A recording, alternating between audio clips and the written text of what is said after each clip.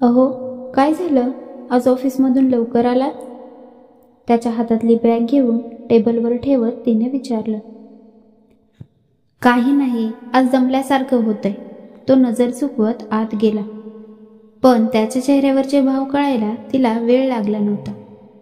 तो आत जाऊन बेडवर बसला. ती त्याच्या बाजूला जाऊन बसली.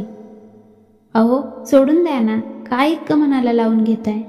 आता सवय करून घ्या. मला माहीत आहे, मी बोलते ते करणं सोपं नाही. मी रडून मोकळी होते, पण तुम्ही आतल्या आत कुडत असता. अहो, एकदाची त्या अश्रूंना वाट मोकळी करून द्या.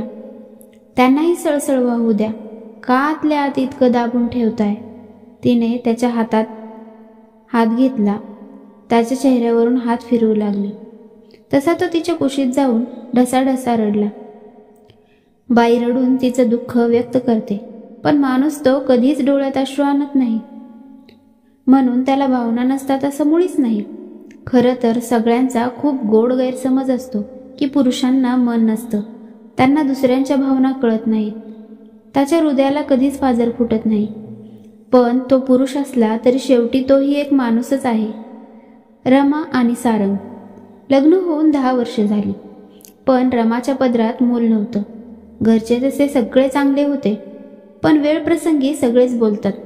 बरेच प्रयत्न करूनही त्यांच्या प्रयत्नाला यश मिळत नव्हतं.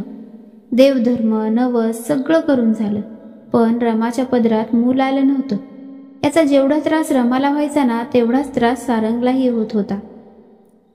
पण तो कधी बोलून दाखवत नव्हता. आज ऑफिसमध्ये खूप विचित्र प्रकार घडला. त्याने सारंग फार तुटून गेला. एरवी हसनावारी नेणारा सारंग आज हुमसून हुमसून रडला. त्याला असं रडताना बघून रमालाही खूप रडायला येत होतं. अहो, सांगा ना, काय झालं? कुणी काही बोललं का? त्याच्या केसावरून हात फिरवत त्याला विचारत होती. तो तिच्या मांडीवरून डोकं काढून उठून बसला, डोळे पुसले आणि बोलायला लागला. अगं, आज ऑफिसमध्ये धीरजला सगळे अभिनंदन करत होते. अभिनंदन का? रमाने आश्चर्याने विचारलं. त्याच्या घरात लक्ष्मी आली म्हणून. बोलता बोलता सारंगचे डोळे पाणावले. तिने प्रश्नार्थक चिन्हाने विचारलं. त्याचं लग्न कधी झालं? मागच्या वर्षी झालं. आपली दृष्ट लागायला नको म्हणून आपल्याला बोलावलं नव्हतं त्याने. सारंग हातात मोबाईल घेत सांगितलं. काय असे विचार करतात तुमच्या ऑफिसमधले लोक? तेच तर, किळसवाना आहे हे सगळं. आपण कधीही कुणाबद्दल वाईट विचार केला नाही, तरीही. हे बघ फोटो, त्याची पत्नी आणि बाळ. रमाने त्या फोटोकडे बघितलं. अरे, ही तर. ती बोलता बोलता थांबली. तिच्या अशा प्रतिक्रियेवर सारंगने विचारलं, तू ओळखतेस तिला? मी तुम्हाला काय सांगू तेच कळत नाही आहे. अगं, काय झालं? सोडा ना, जेव्हा माझी बोलण्याची वेळ येईल ना, तेव्हा मी बोलेन. तुम्ही आता शांत व्हा, कुणाचाही विचार करू नका. आणि हो, मी आहे तुमच्यासोबत. तिने त्याच्याकडे बघत हलकं स्मित हास्य केलं. ती किचनमध्ये गेली, गॅसवर भांडं ठेवलं आणि तिच्याच विचारात गुंतली. सारंग सोफ्यावर लेटला होता. त्याला काहीतरी जळण्याचा वास आला.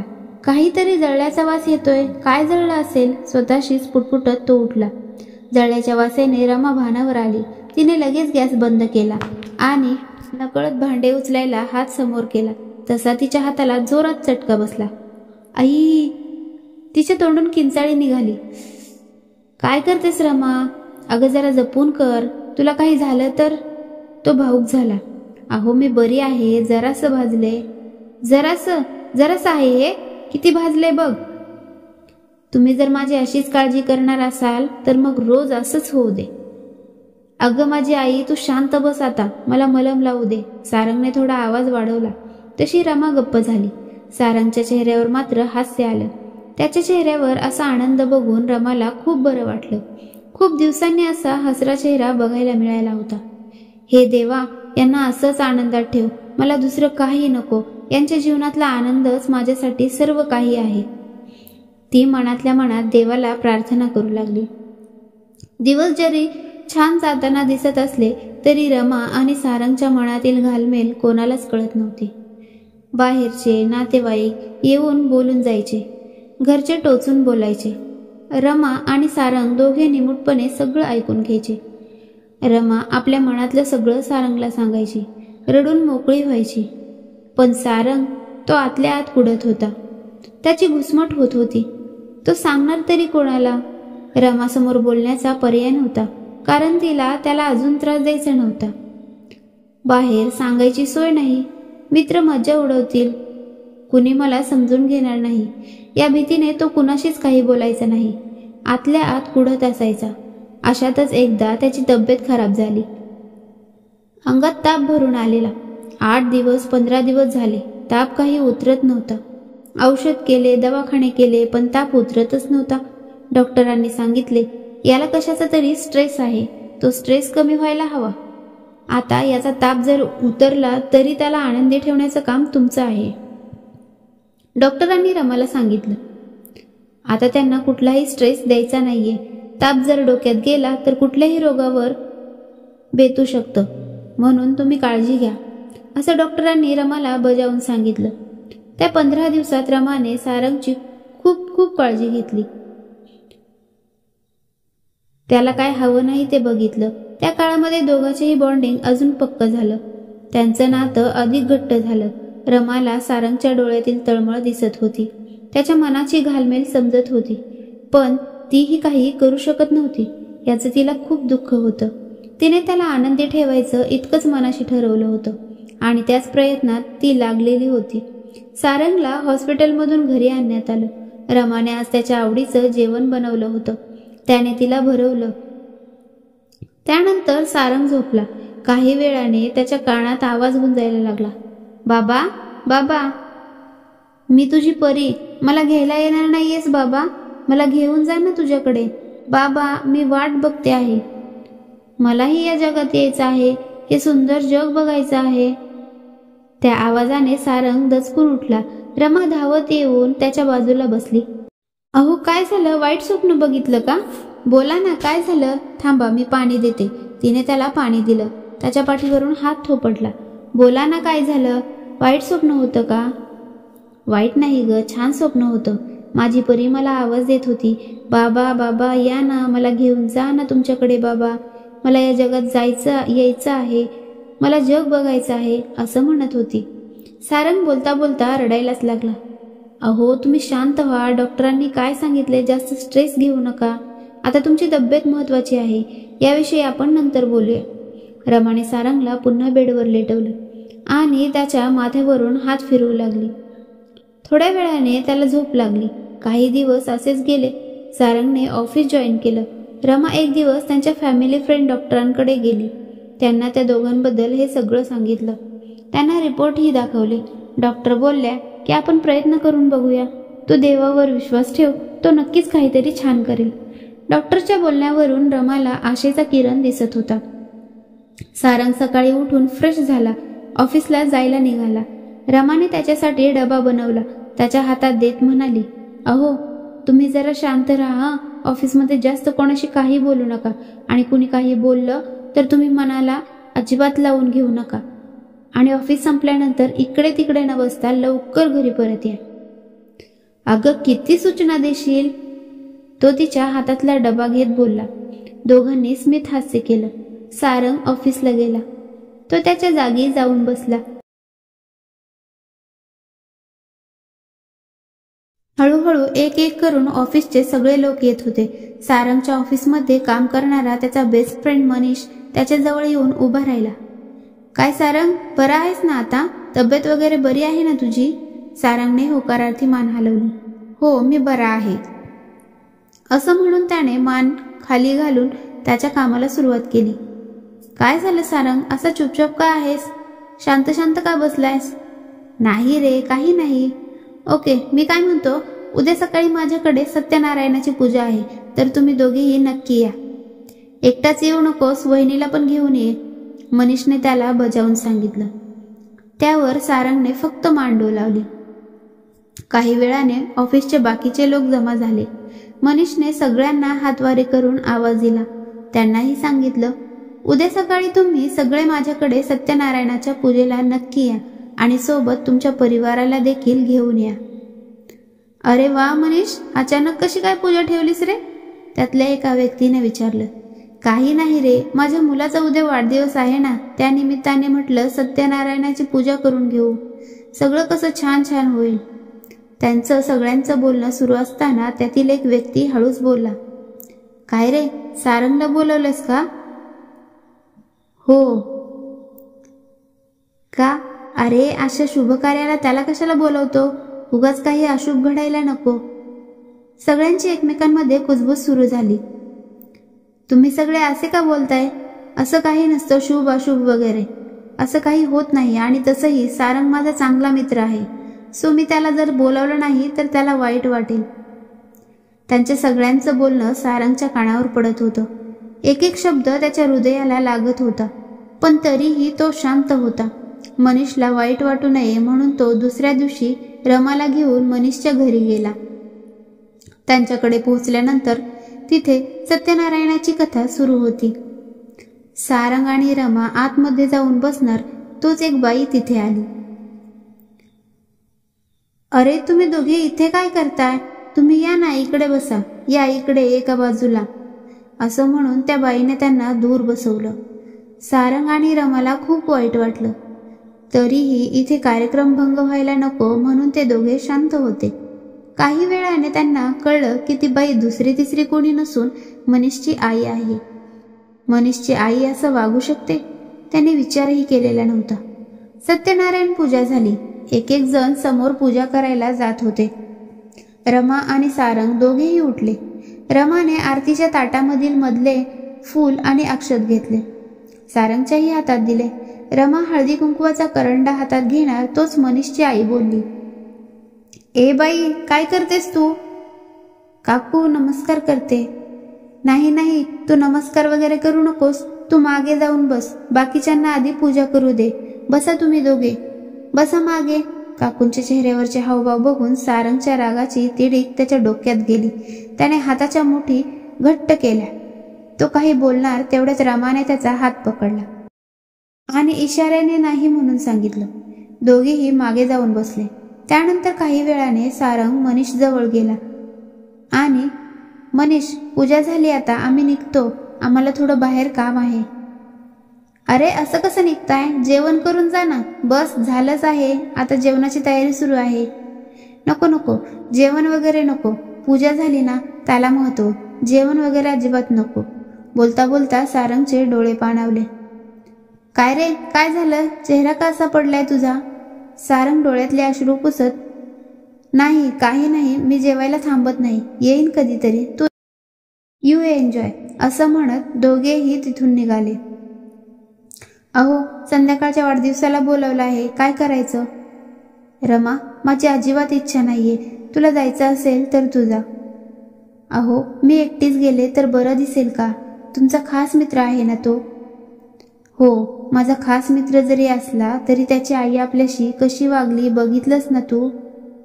बघितलं, पण जाऊ द्या ना, त्यांच्या बघण्याचा दृष्टिकोन कसा होता बघितलास ना तू. त्यांची एक एक नजर माझ्या हृदयाला चिरत होती. मी येणार नाहीये रमा, तुला जावंसं वाटत असेल तर तू जा. आणि तू नेहमी गोष्टी सोडून द्या म्हणतेस, किती त्या गोष्टी सोडून द्यायच्या ग?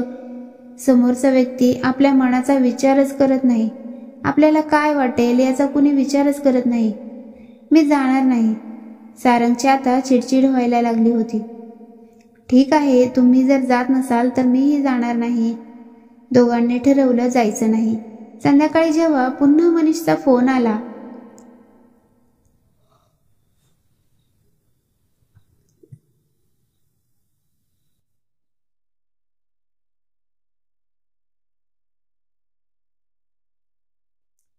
अरे सारंग, निघालास की नाही अजून?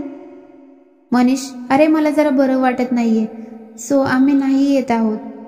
खोटं बोलतोयस ना? नाही मनीष. अरे खोटं कशाला बोलू? मला माहितीये खोटं बोलतोयस तू, मला सगळं कळलंय.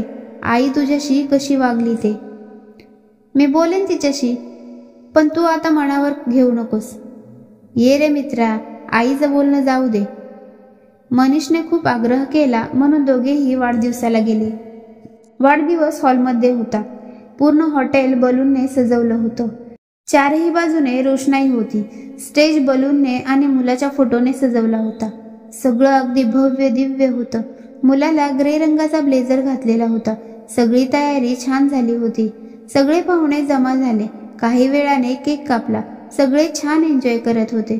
सारंग ही त्याच्या मित्रांसोबत जाऊन बसला. रमा एकटीच बसली होती. काही वेळाने काही लेडीज रमाच्या बाजूच्या चेअरवर येऊन बसल्या. त्या रमाला ओळखत नव्हत्या आणि रमाही त्यांना ओळखत नव्हती. त्यांचं असंच इकडे तिकडे बघून चर्चा सुरू होत्या. कुणाबद्दल काहीतरी, कुणाबद्दल काहीतरी, असं काहीतरी बोलणं सुरू होतं. अरे, तुम्हाला माहीत आहे का, मनीषचा एक मित्र आहे. त्याच्या लग्नाला बरीच वर्ष झाली, पण मूल नाही. सगळे बोलतात की त्याच्यातच दोष आहे. त्यातली एक बाई बोलली. अगं हो, पण त्यात त्या बिचारीचा काय दोष? त्याच्यामुळे तिला किती सहन करावं लागत असेल, दुसरी बाई बोलली. मी तर म्हणते अशा नपुंसक माणसाने लग्नच करू नये. नपुंसक शब्द ऐकताच रमाने पाणावलेले डोळे बंद केले.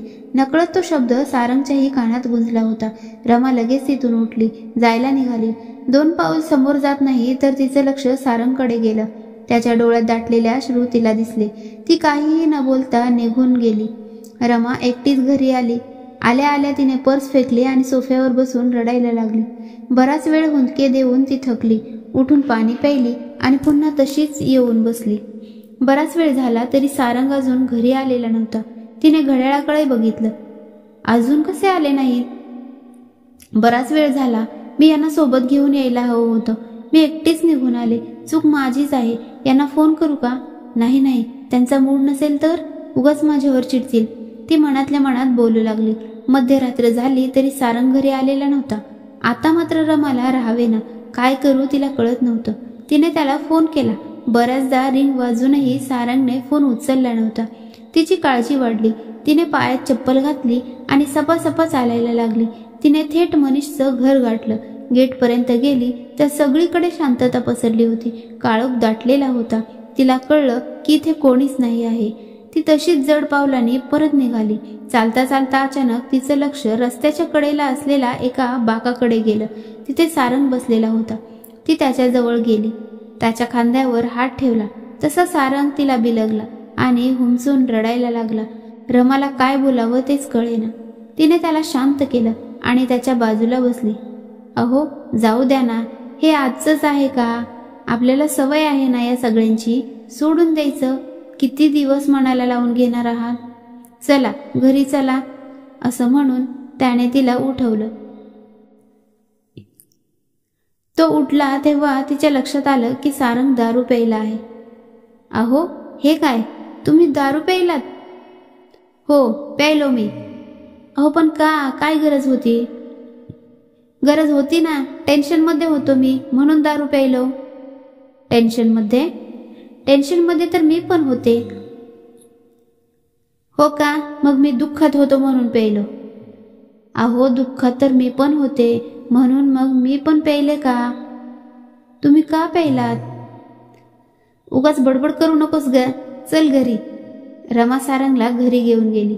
त्याला लिंबू पाणी बनवून दिलं. त्यानंतर तो झोपला. दुसऱ्या दिवशी सकाळी सारंग झोपून उठला.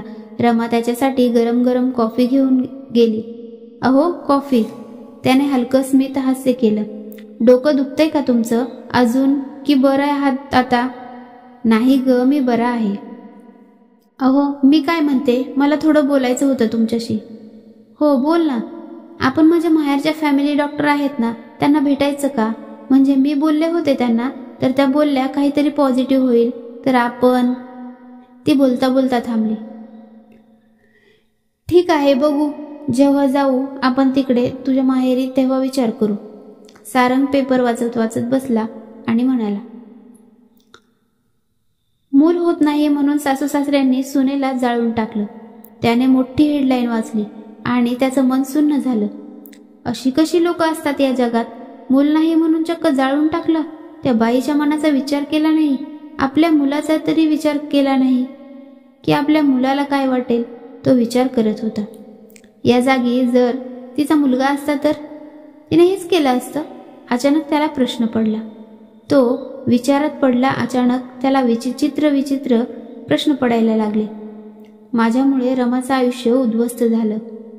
आज माझ्या जागी जर रमा असती तर मी काय केलं असतं? घरच्यांनी माझं दुसरं लग्न लावलं असतं.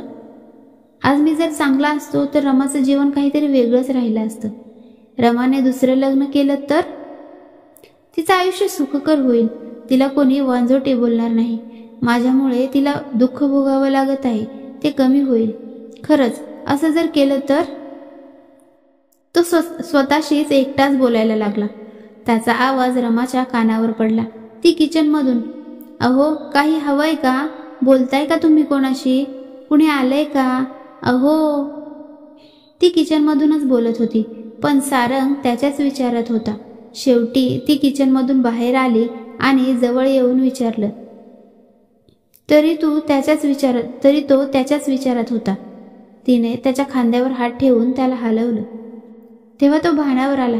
अहो काय झालं? काय विचारते मी? कुणाशी बोलताय तुम्ही? कुणी आलं होतं का? नाही, तो अडखळत बोलला. मग काय झालं? कुठल्या विचारात गुंतलात? ऑफिसला जायचं नाही का तुम्हाला?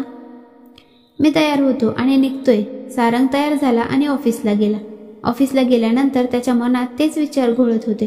दिवसभराचं काम निपटवून सारंग घरी आला. येताच त्याने रमाला आवाज दिला, रमा हॉलमध्ये ये, मला तुझ्याशी बोलायचंय. रमा हॉलमध्ये आली. काय हो, आज लवकर आलात तुम्ही? काम लवकर झालं म्हणून लवकर निघालो. तू बस ना, मला जरा तुझ्याशी बोलायचंय. थांबा ना, मी पाणी घेऊन येते तुम्हाला आणि पटकन चहा ठेवते. नको, चहा वगैरे नंतर घेऊ, आधी तू बस. असं म्हणून सारंगने रमाचा हात धरला आणि तिला सोफ्यावर बसवलं. तोही तिच्या बाजूला बसला. ती खूप आश्चर्याने बघत होती. आज काय झालं यांना? अहो तुम्ही काय बोलताय? भानावर आहात ना? कुणाचं दुसरं लग्न? कोण करतंय? तू करतीयस. स्वप्न बघताय की काय? तुम्ही बरे आहात ना? रमा, मी खरंच बोलतोय. तू दुसरं लग्न कर. तू दुसरं लग्न केलंस ना की वर्षभरात तुझ्या पदरात मूल असेल. मला बाजूला का बसवत आहेत? असा मनोमन तिनेही विचार केला. अहो काय झालं? त्याने रमाचा हात हातात घेतला. मला ना तुझ्याशी खूप महत्वाचं बोलायचंय. माझ्याशी? काय? बोला ना. रमा, तू दुसरे लग्न कर. काय? काय बोललात तुम्ही? सारंगने खाली मान घातली आणि पुन्हा बोलला, रमा तू दुसरे लग्न कर. अहो तुम्ही काय बोलताय? भानावर आहात का? कुणाचं दुसरं लग्न? कोण करतंय? तू करतीयस. स्वप्न बघताय की काय? तुम्ही बरे आहात ना? रमा, मी खरंच बोलतोय. तू दुसरं लग्न कर. तू दुसरं लग्न केलंस ना की वर्षभरात तुझ्या पदरात मूल असेल. लग्न करू? तुम्ही माझ्याबद्दल असा विचार करताय? तुम्ही मला एवढंच ओळखलत का? माझ्याबद्दल असा विचार करू शकता तुम्ही? मुलापेक्षा मला माझा नवरा महत्वाचा आहे. मला सांगा, तुमच्या जागी जर मी असते तर तुम्ही दुसरं लग्न केलं असतं? दुसरी बायको आणली असती? माहीत नाही ग. तू उलट मला प्रश्न विचारू नकोस. मी तुला जे सांगतोय ना ते तू कर. नाही, ते शक्य नाहीये. नाही, ते खरंच शक्य नाहीये हो. मी कधी असा विचार केलेला नाही आणि करणारही नाही. तुम्ही माझं सर्वस्व आहात. मी स्वतःला अर्पण केलं आहे तुमच्यासमोर. मी असं कधीच करणार नाही. असं म्हणत ती तिच्या खोलीत निघून गेली आणि सारंग तसा स्तब्ध उभा राहिला. रमा तिच्या खोलीत निघून गेली. सारंग उठून फ्रेश झाला. अगं, जेवायला तरी देणार आहेस का की मी तसाच उपाशी झोपू? अगं पण झोपही लागणार नाही. पोटातले कावळे ओरडतायत ग. ती थोडी हसावी म्हणून त्याचं बोलणं सुरू होतं. रमा खोलीतून बाहेर आली. किचनमध्ये गेली. सारंग तिच्या मागे गेला. रमा, तू अशी रुसू नकोस ग. मी यानंतर तो विषय नाही काढणार ग. त्याने मागे होऊन तिच्या खांद्यावर हात ठेवला. ती वळली. त्याचा हात हातात घेतला. हे बघा, काहीही झालं तरी मी असं काहीही करणार नाही. अहो, आपल्या जीवनात काही कमी दुःख आलं का? पण आपण दोघांनी मिळून दिवस काढलेत ना. इतकी वर्ष निघाली, मग आता समोरची काही वर्ष निघतील असा का विचार करताय? आणि मी तुमच्यासोबत खूप आनंदात आहे. आपण दोघे एकमेकांसाठी आहोत. मग आपल्याला आता काय गरज आहे कोणाची? मला दुःख होतंय, मला त्रास होतोय हा विचार करू नका. जेवढा त्रास मला होतो त्यापेक्षा जास्त त्रास तुम्हाला होतो. तुम्ही त्याच त्रासातून चाललात ना, मग तरी असा विचार का करताय? आता मला प्रॉमिस करा, यानंतर तुम्ही असं काहीही बोलणार नाही. हो ग, सॉरी, पण नाही बोलणार यानंतर. 2-3 दिवसानंतर सकाळी सकाळी सारंगकडे त्याच्या गावचा एक मित्र आला. बऱ्याच वर्षानंतर त्यांची भेट झालेली होती. आल्यानंतर गप्पांना सुरुवात झाली. लहानपणीच्या आठवणी, मित्रांच्या आठवणी, असं करता करता गप्पा वाढत गेल्या. मग लग्न, मुलं बाळ याची चौकशी झाली. बोलता बोलता त्याने सांगितले, माझ्याही लग्नाला बरीच वर्ष झाली होती आणि मूल होत नव्हतं, म्हणून मी एक मुलगी दत्तक घेतली. आता ती 5 वर्षांची आहे. ती महिन्याभराची होती तेव्हा मी तिला दत्तक घेतलं होतं. खूप छान आहे. आता आम्हाला कुठल्याही गोष्टीची काहीच कमी वाटत नाही. मला बाबा म्हणून हाक मारते ना, तेव्हा आनंद गगनात मावेनासा होतो. तो बोलत होता. सारंग मात्र शांत झाला. काय झालं सारंग्या, असा शांत का झालास? तुझी आधी जी परिस्थिती होती ना, तीच परिस्थिती आज माझी आहे रे आता. पण माझ्या मनात हा विचार आलाच नाही. किती पुण्याचं काम केलंस तू. एक आईला तिची मुलगी मिळाली आणि मुलीला आई मिळाली. खरंच खूप छान केलंस तू. सारंग्या, मग तू पण कर ना हा विचार, का करत नाहीस? काय इकडे तिकडे पैसा घालवायचा आणि उपचार करत बसायचं? त्यापेक्षा तोच पैसा एखाद्या अनाथ मुलांच्या शिक्षणाला लावणार ना, तर पुण्यच मिळेल तुला. तुझ्या मनातली पोकळी भरेल रे. तुझं आसुसलेलं मन आहे ना, त्याला शांती मिळून तुझ्या सगळ्या इच्छा पूर्ण होतील बघ. विचार करून बघ, तुला नक्कीच आनंद मिळेल, मला विश्वास आहे. थोडा वेळ त्याचं बोलणं झालं. त्यानंतर सारंगचा मित्र तिथून निघून गेला. रमा आणि सारंग दोघेही विचार करत होते. अहो, विचार करायला काय हरकत आहे? नाही, तुझं म्हणणं अगदी बरोबर आहे, पण आपल्या घरचे, समाज, आपले नातेवाईक हे काय म्हणतील, ते मान्य करतील? अहो, कुणाचं काय करायचं, आपण आपलं बघायचं. चांगलं झालं तरी लोक बोलतात, वाईट झालं तरी लोक बोलतात. त्यांना कुणाचं काहीच बघवत नसतं. आपण आपला विचार करूया ना. लोकांचं काय आहे ते कधीतरी आपल्या दुःखात भागीदारी झाली आहेत का? सुखातही नाही होणार. काय फरक पडणार आहे? ठीक आहे, बघू, विचार करू. आणि हो, आधी आपण कुणालाच काही सांगायचं नाही. आधी आपण आपला विचार पक्का करू आणि त्यानंतर बाकीच्यांना सांगू. बघा तुम्हाला काय वाटतंय. मी विचार करतो, असं म्हणून सारंग ऑफिसला गेला. ऑफिसमध्ये गेल्यानंतर सारंग मनीषशी या विषयावर बोलला. मनीषला खूप छान वाटलं.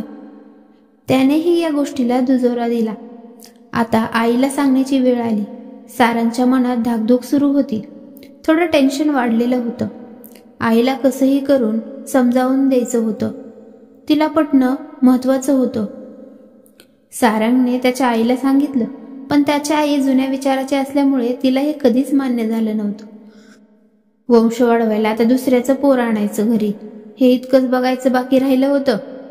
तेव्हा रे, हे बघायच्या आधी मरून गेले असते तर बरं झालं असतं. त्याच्या आईची बडबड सुरू झाली. अगं आई, दुसऱ्याचं पोर झालं म्हणून काय झालं? रमाला एक मूल मिळेल आणि त्या बाळाला एक आई मिळेल, आईचं प्रेम मिळेल. अजून काय हवंय ग? आपल्या हातून पुण्याचं काम घडणार आहे. नको रे बाबा ते पुण्य म्हणजे माझ्यासाठी पापच होय. कोणाचं कसलं पोर, कोणाचं पाप असेल कुणास ठाऊ. ते आपल्या घरात आणायचं आणि आपल्या घरात वाढवायचं, आपलं नाव द्यायचं. बघा रे बाबा, मला तर काही पटत नाही. सारंगच्या आईची बडबड सुरू होती, पण सारंग आणि रमाने लक्ष दिले नाही. त्याने ठरवलं की आता आपण बाळ दत्तक घ्यायचं. एक दिवस सहज म्हणून ते अनाथ आश्रमामध्ये गेले.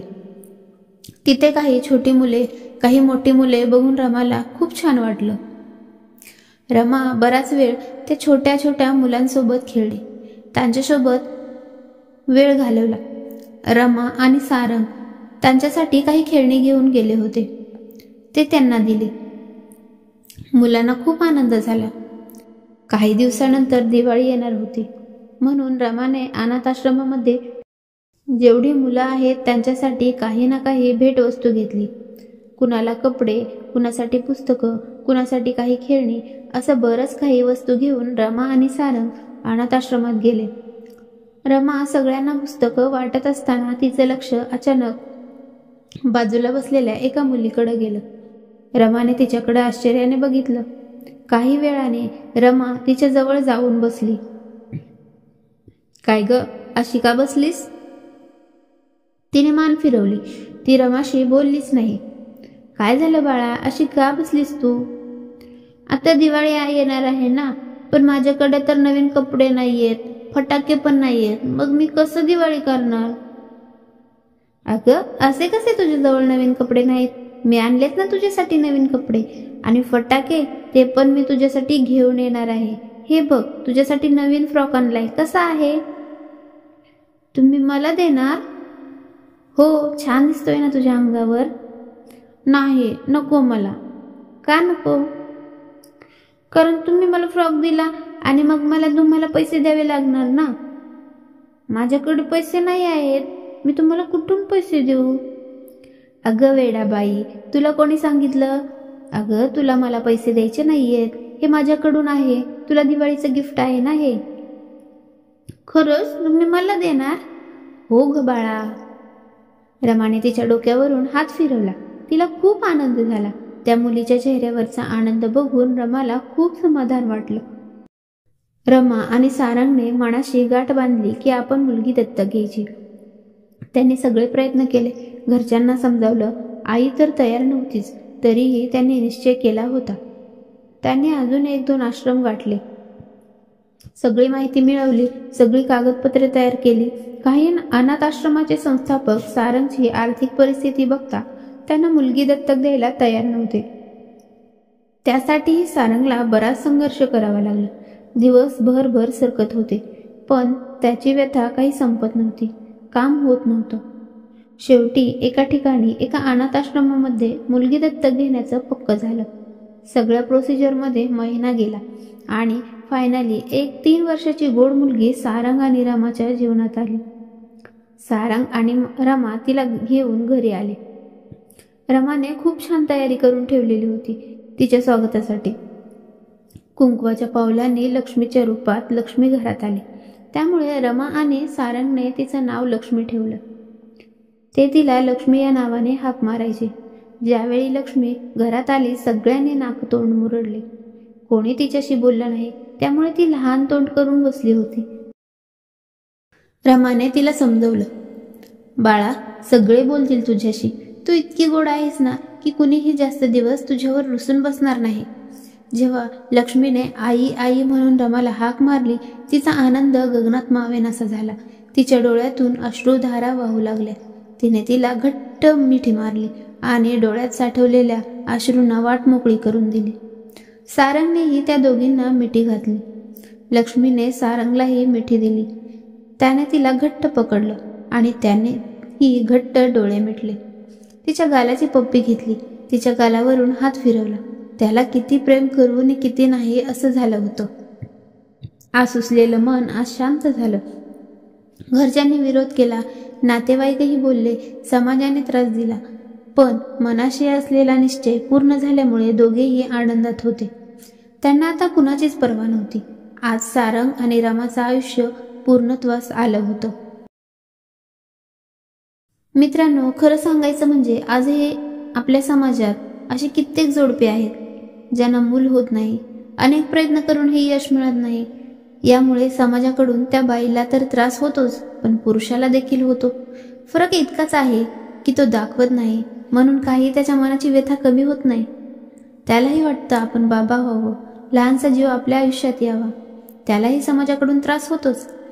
मग दवाखान्यात टेस्टसाठी पैसे खर्च करण्यापेक्षा जर मूल दत्तक घेतलं तर? खरंच खूप छान कल्पना आहे ही.